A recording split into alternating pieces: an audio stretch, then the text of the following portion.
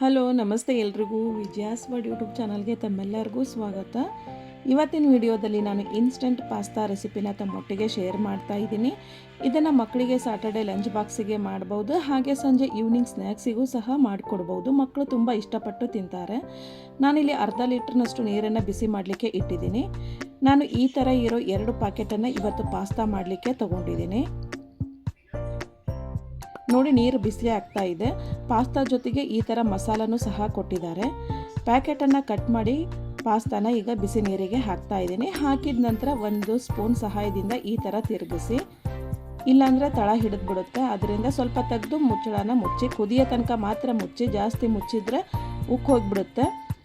ಮುಚ್ಚಳ ತೆಗೆದ ನಂತರ ಸ್ವಲ್ಪ ಹೊತ್ತು ಬೇಯಿಸ್ಕೊಳ್ಳಿ.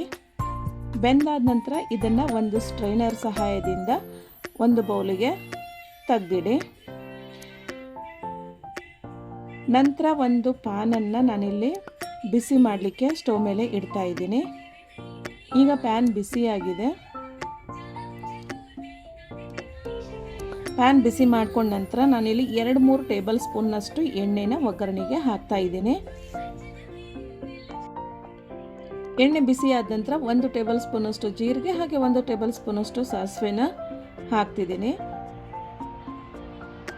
ಇವೆರಡು ಚಟಪಟ ಅಂತ ಸಿಡಿದಾದ್ಮೇಲೆ 1 ಈರುಳ್ಳಿನ ಚಿಕ್ಕದಾಗಿ ಕಟ್ ಮಾಡಿಟ್ಟಿದ್ದೆ, ಅದನ್ನು ಸಹ ಹಾಕ್ತಿದ್ದೀನಿ.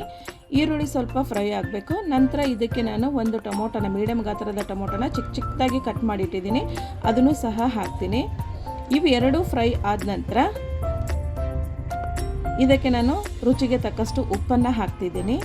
ಹಾಗೆ ಸ್ವಲ್ಪ ಅರಿಶಿನ ಪುಡಿ ಹಾಕ್ತಿದ್ದೀನಿ. ಹಾಗೆ ಸ್ವಲ್ಪ ಅಚ್ಕಾರ ಪುಡಿನೂ ಸಹ ಹಾಕಿ ನೀಟಾಗಿ ಒಂದ್ಸಾರಿ ಮಿಕ್ಸ್ ಮಾಡಿ, ನೋಡಿ ಈ ಥರ ಒಂದ್ಸಾರಿ ಮಿಕ್ಸ್ ಮಾಡಿ, ನಂತರ ಬೇಯಿಸ್ಕೊಂಡಂಥ ಪಾಸ್ತಾನ ಹಾಕಿ, ಈಗ ಸ್ಟವ್ ಆಫ್ ಮಾಡಿ ಬೇಯಿಸ್ಕೊಂಡಂತಹ ಪಾಸ್ತಾನ ಹಾಕಿ, ಒಗ್ಗರಣೆ ಸ್ವಲ್ಪ ಗಟ್ಟಿಯಾಗಿದೆ ಇದು.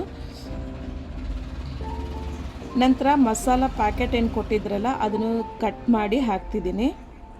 ಮಸಾಲನೂ ಇದಕ್ಕೆ ಮಿಕ್ಸ್ ಮಾಡಿ ಸ್ವಲ್ಪ ನೀರು ಬೆರೆಸಿ, ಈಗ ಸ್ವಲ್ಪ ನೀರು ಹಾಕಿದ್ದೀನಿ, ಅದು ಸ್ವಲ್ಪ ಸ್ಕಿಪ್ ಆಗಿದೆ. ಸ್ವಲ್ಪ ನೀರು ಬೆರೆಸ್ಕೊಂಡ ನಂತರ ಸ್ಟವನ್ನು ಹಚ್ಚಿ ಈ ರೀತಿ ನೀಟಾಗಿ ಮಿಕ್ಸ್ ಮಾಡಿ ಸ್ವಲ್ಪ ಕುದಿಸಿ. ಒಗ್ಗರಣೆ ಜೊತೆ ಕುದ್ದಾದ್ಮೇಲೆ ಟೇಸ್ಟ್ ಅಂತೂ ಸಖತ್ತಾಗಿರುತ್ತೆ. ಮಕ್ಕಳು ಸಹ ತುಂಬ ಇಷ್ಟಪಟ್ಟು ತಿಂತಾರೆ.